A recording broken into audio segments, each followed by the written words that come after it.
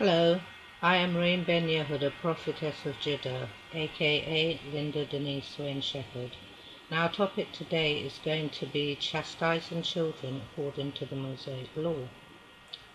Now, in the entire Mosaic law spanning over 2,000 years, we have only a few examples of parental chastisement, as we will see further along. Firstly, for those just recently drawing near to Elohim, the Mosaic Law are the first 5 books contained in all current Bibles, that is, Genesis, Exodus, Leviticus, Numbers, and Deuteronomy. This is our legislation, and you can call it the Hebrew Israelite Constitution. It is the law that we may not depart from. Now, included in the scriptures, you will find the prophets as well as the writings. Now, the prophets and the writings are not law, they are guidance, meaning that they are there to provide information and advice to help us to resolve conflicts or difficulties in the Mosaic law. Also, guidance means to instruct, to teach, to give counsel, or to enlighten. I'm going to give you a very quick example of how the prophets and the writings are used as guidance. If we go to Numbers 32 very quickly, we look at the law on vows. If a man vow a vow unto the Lord, or swear an oath to bind his soul with a bond, he shall not break his word, he shall do according to all that proceedeth out of his mouth. So there's the law, and it's written down, it's in your constitution. You give a vow, you have to perform everything that you vowed.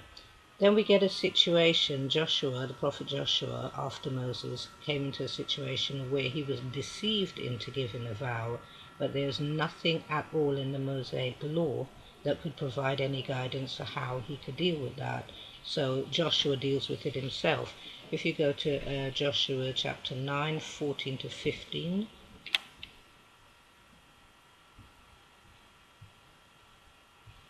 And the men took of their victuals, and asked not counsel at the mouth of Elohim. And Joshua made peace with them, and made a covenant with them, to let them live. And the princes of the congregation sware unto them. So they swore an oath by Elohim that they would do this or that. 3 days later they find out that they had been deceived into giving their oath. So Joshua dealt with it in this manner. So we can go to Joshua, stay in 9 and number 23. Now therefore ye are cursed, and there shall none of you be freed from being bondmen and hewers of wood and drawers of water for the house of my Elohim. So there, what the prophet Joshua did was convert the oath into a curse for those who obtain an oath from us by deceit. So that is, in one way, that's how Joshua would provide guidance, because if you gave your oath now and someone had deceived you into giving your word, then the book of Joshua provides the guidance of what you do. So that said, we'll move swiftly back to our topic of chastising children according to the Mosaic law, and go to Genesis number 4, 5 to 6.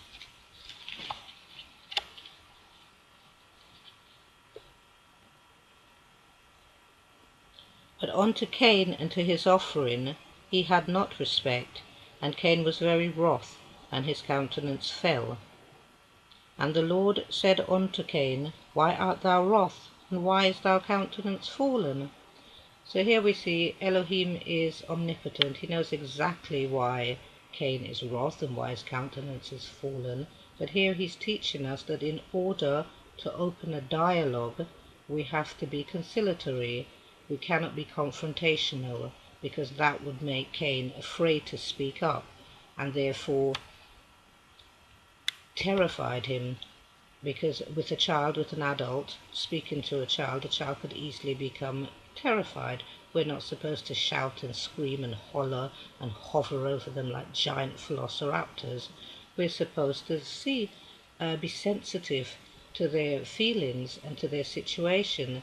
So if you see your child looking upset, as Elohim saw the children of Adam and Eve, Cain and Abel, looking upset, and he said, "Why has your countenance fallen?" So you would approach your child with, "Why are you upset?"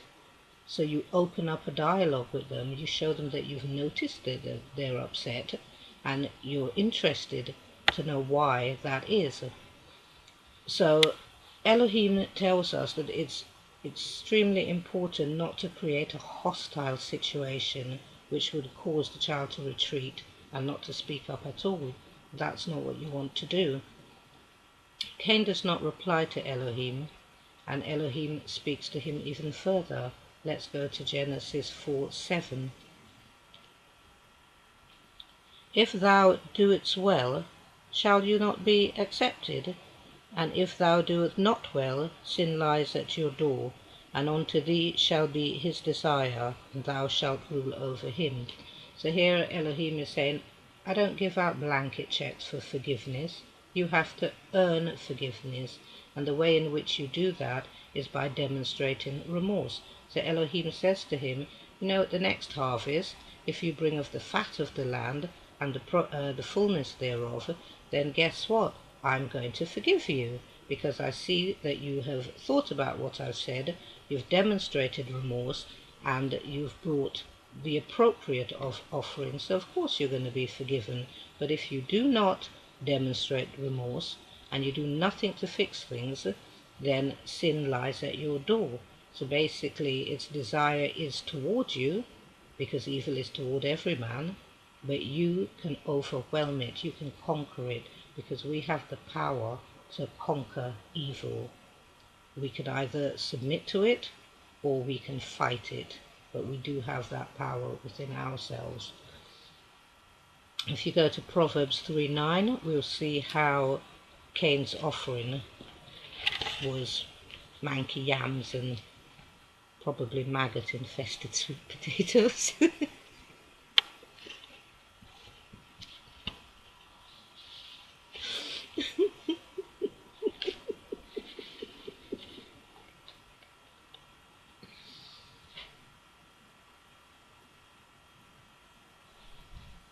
Right, okay, 3:9. Proverbs 3:9. Honor Elohim with thy substance and with the first fruits of thine increase.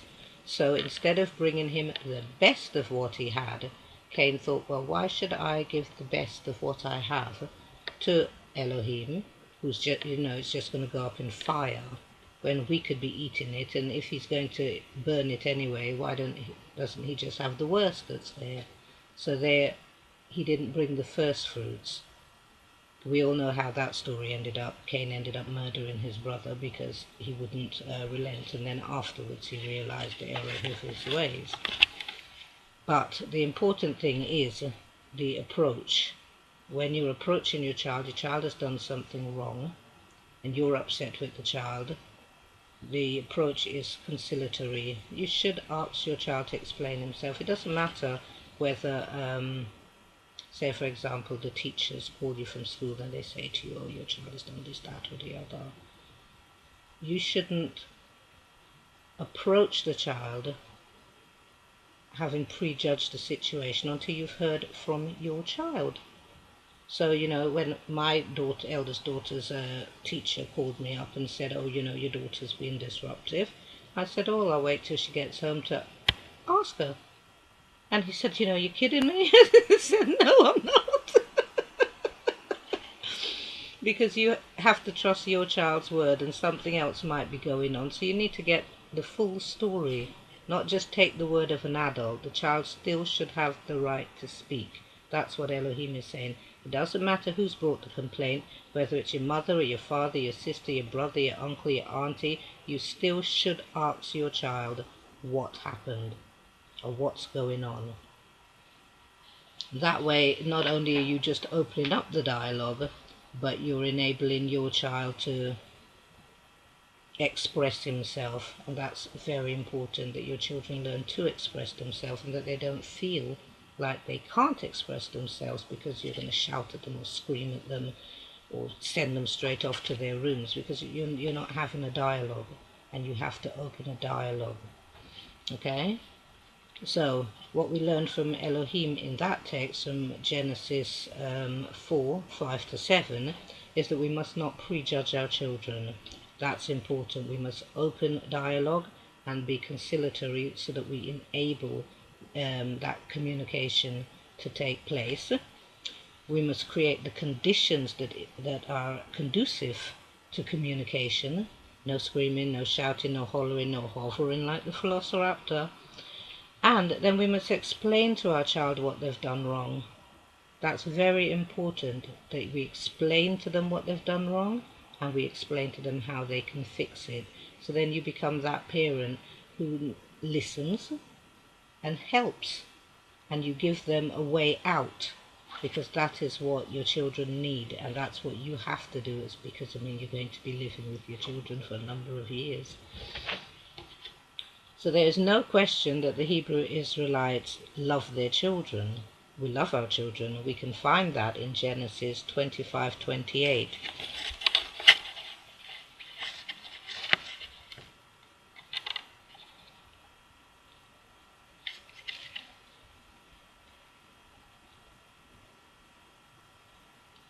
And Isaac loved Esau because he did eat of his venison, but Rebekah loved Jacob. Now if we go to 37:3, same place, book of Genesis 37:3. Now Israel loved Joseph more than all his children because he was the son of his old age, and he made him a coat of many colors. So you see there, the parents, we do love our children. So when we chastise them, it is always coming from a position of love, because obviously we want them to do well and we don't want them to get into trouble. In Genesis 34:25, we see how Jacob handles his two sons after they massacre the Shechemites. So let's go to Genesis 34:25.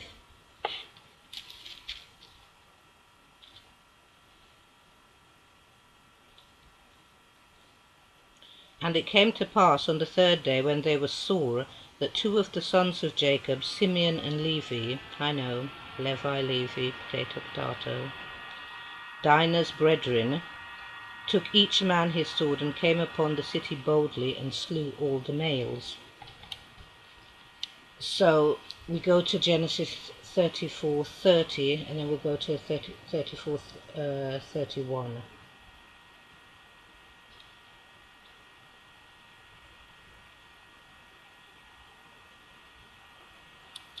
And we see here how Jacob deals with his sons. And Jacob said to Simeon and Levi, Ye have troubled me to make me stink among the inhabitants of the land, among the Canaanite and the Perizzite, and I being few in number, they shall gather themselves together against me and slay me, and I shall be destroyed, I and my house. So Jacob's way of dealing with his sons is not sort of physical. He's not going to beat them up. He's with rebuke and reproaches, but in those rebukes and reproaches he's also explaining to them that he's deeply troubled, disturbed within himself by what they've done. He also goes on to say, You've made me stink among the nations, which is something with the tribes. If you have not honor, you have nothing. It doesn't matter how much money you've got. It doesn't matter how many houses, yachts, cars, boats. If you have no honor, if your word means nothing, you are nothing. So that is what Jacob was saying to his sons. I gave my word to marry my daughter to their son, and you have disgraced my word by going behind my back and slaughtering all of them. And Jacob is particularly concerned that they've not only slaughtered the guilty, but they slaughtered the innocent along with the guilty. So that's what troubled him, significantly. And he also explains to them the consequences that could arise from their actions.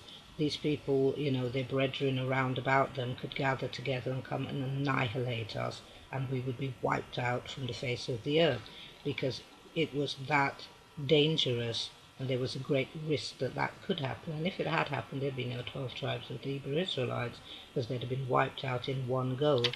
So there Jacob not only reproaches them, but he rebukes them for what they've done, and then he also explains what could have happened or what could happen because of what they've done. If we go to 31, we find Simeon and Levi are completely unrepentant. And they said, should he deal with our sister as with a harlot? But the entire city hadn't dealt with their sister as though she were a harlot. It was just one person, but they executed and massacred everyone. And that is, we see Abraham speaking up to Elohim against killing the innocent along with the guilty, and then Simeon and Levi come along and they do the same thing. So when we see that he dealt with that by reproaches and rebukes, but there's no physical violence there. If we go to Genesis 35:22, we see again how he deals with one of his sons when they've done something dreadful. And it came to pass, when Israel dwelt in that land, that Reuben went and lay with Bilhah, his father's concubine, and Israel heard. Now the sons of Jacob were 12. So in this case, Jacob was so horrified he was actually speechless, and he said nothing at all.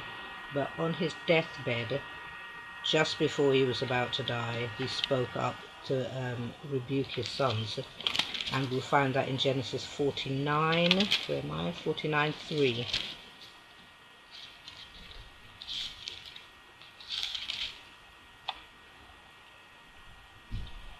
Reuben, thou art my firstborn, my might and the beginning of my strength, the excellency of my dignity and the excellency of my power. Unstable as water, thou shalt not excel, because thou wentest up to thy father's bed and defiled it. He went up to my couch.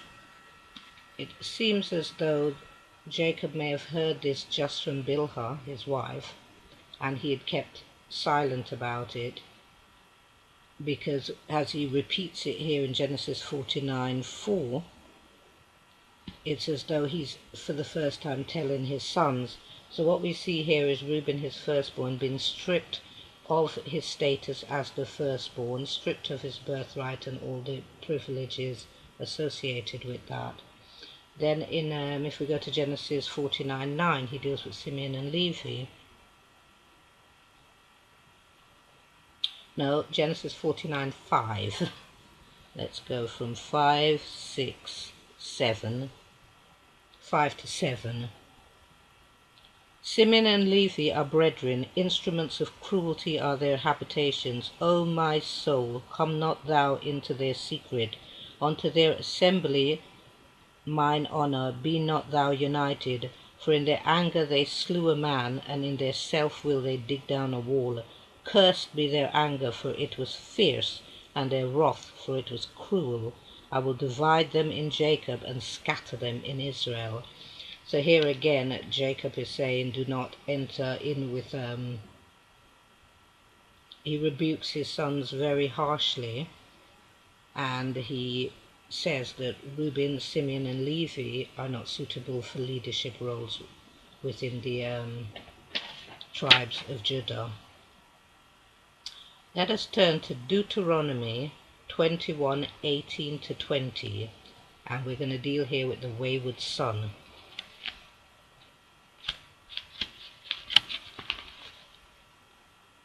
Deuteronomy 21:18 to 20.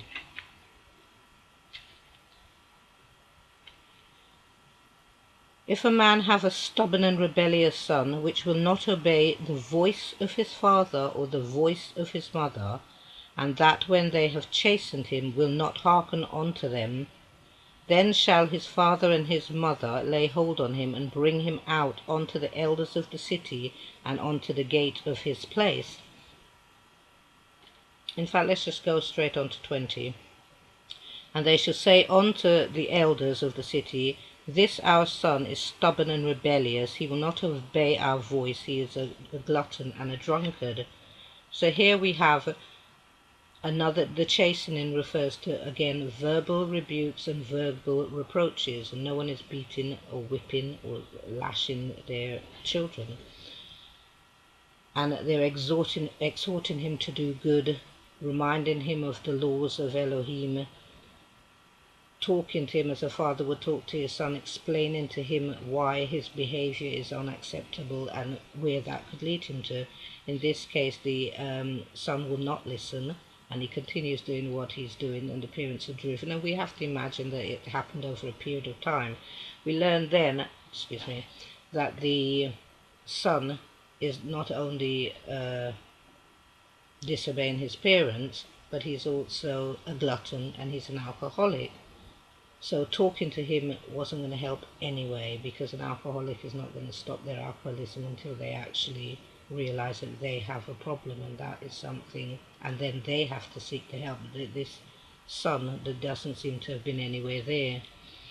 So the parents turned him over to the elders and he was stoned to death, which is pretty extreme, but we're not going to go into that right now.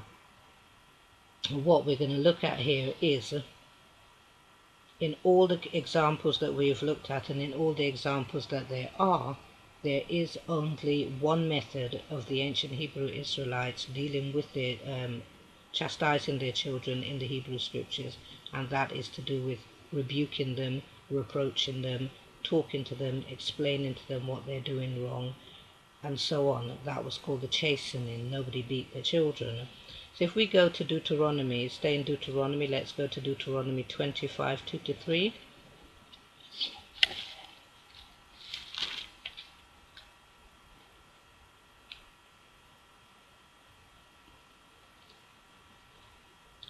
And it shall be, if the wicked man be worthy to be beaten, that the judge shall cause him to lie down and to be beaten before his face, according to his fault, by a certain number. 40 stripes he may give him, and not exceed, lest if he should exceed and beat him above these with many stripes, then thy brother should seem vile unto thee. So here we have the only place in the Mosaic law where physical chastisement is allowed.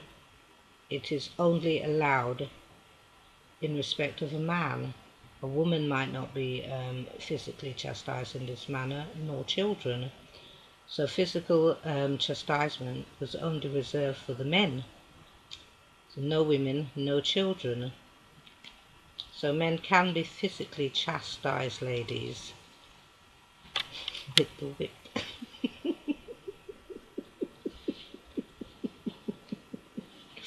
Let's close with Proverbs 28, 28, where am I?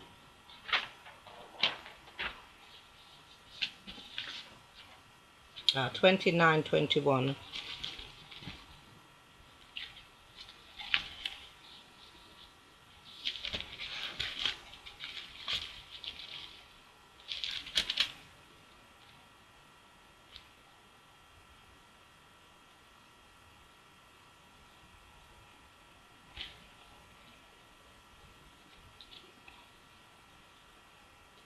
Oh, 29. Say that. 29, 21. He that delicately bringeth up his servant from a child shall have him become his son at the length. So what it's saying to you is that you shouldn't use physical chastisement. I know that Solomon does deal with physical chastisement if you look at Proverbs 13:24 and 23:13.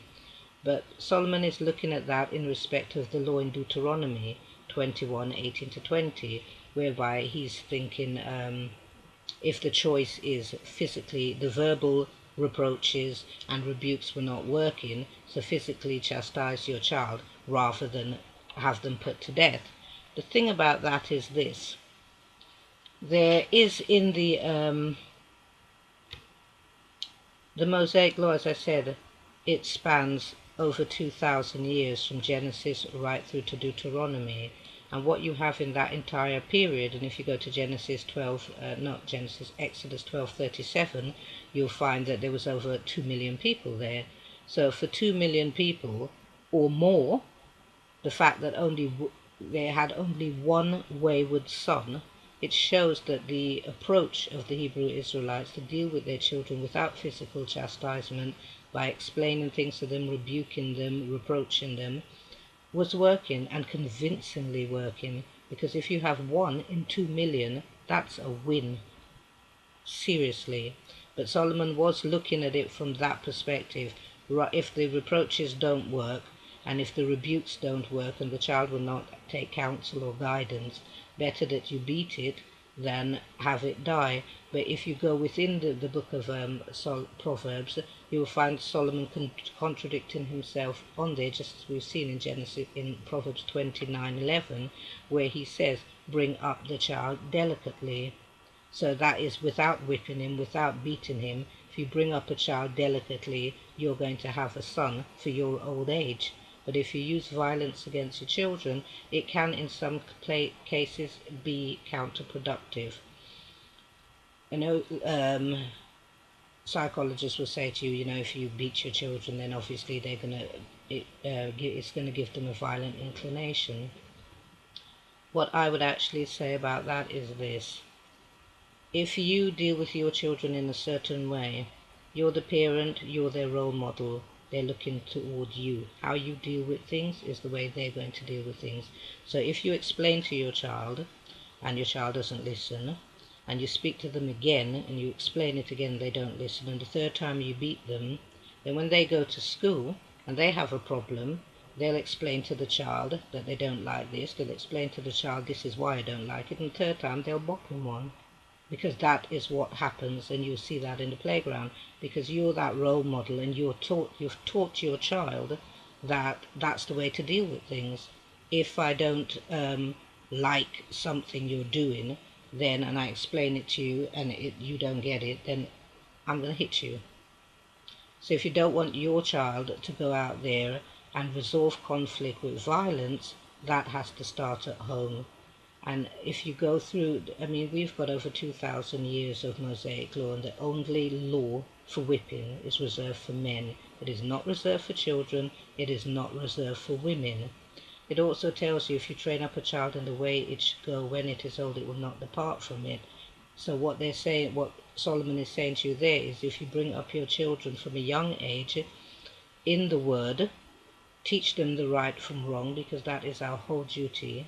And even if our children depart from what we're teaching them, at least we know that they know when they're doing something wrong, they know they're doing something wrong. I wouldn't want my child to be like many of those that I see out there. They think they're right when they're wrong.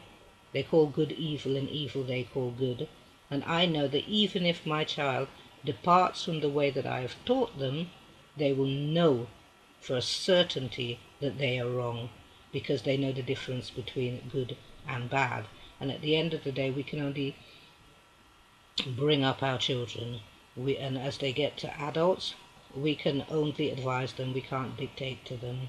And we have to hope that what we have instilled and what the spirit we've imbued them with will carry them through to the future. But I don't recommend beating your child. I think that children are not born evil, and they're not born with an evil inclination. Let's go quickly to Exodus 2:2.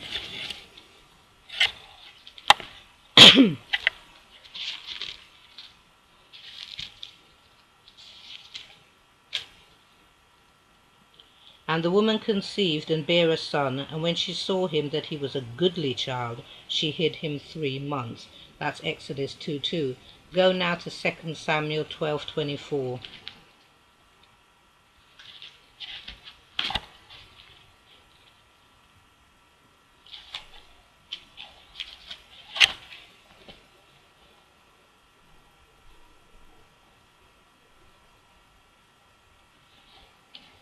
And David comforted Bathsheba his wife, and went in unto her, and lay with her, and she bare a son, and he called his name Solomon, and the Lord loved him. So the Lord does not love evil, the Lord loves good. Go now to Kings 14, 11 to 13. That's First Kings.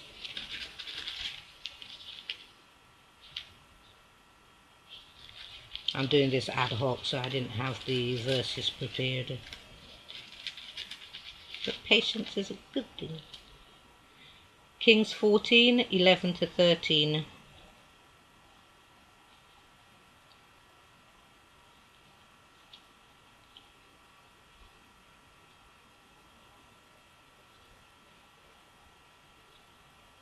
Ah, and then I've gone to Second Kings.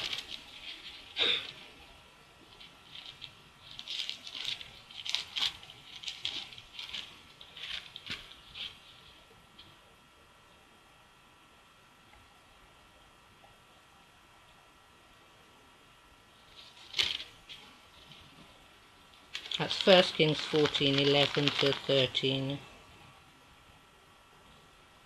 Him that died of Jeroboam in the city shall the dogs eat, and him that died in the field shall the fowls of the air eat, for Elohim hath spoken it. Arise thou therefore, get thee to thine own house, and when thy feet enter into the city, the child shall die. And all Israel shall mourn for him, and bury him, for he only of Jeroboam shall come to the grave, because in him there is found some good thing toward Elohim our God. So there you see. If you go now to Proverbs 23, 24 to 25.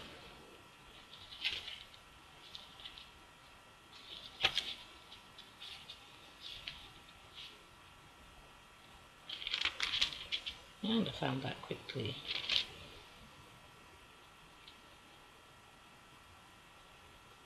No. Proverbs 23, 24 to 25. The father of the righteous shall greatly rejoice, and he that begetteth a wise child shall have joy of him. Thy father and thy mother shall be glad, and she that bare him shall rejoice.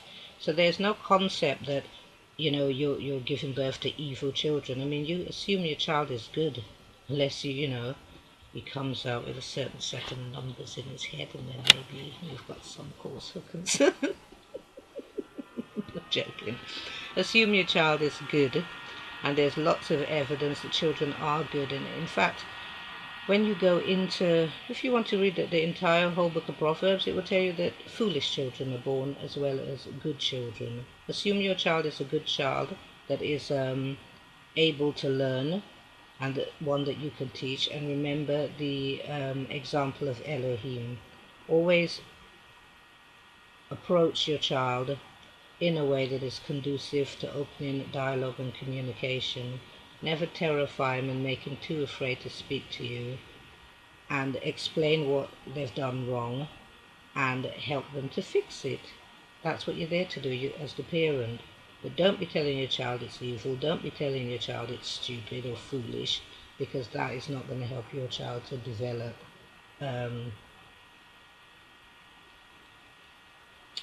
what's the word I'm looking for, to develop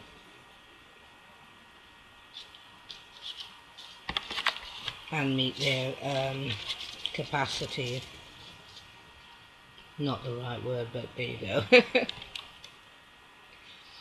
I think that when we are looking at raising our children, we should look at it and follow the example that Elohim sets. That's the best way to remember at all times that the Mosaic law is our written constitution, and everything outside of that is guidance.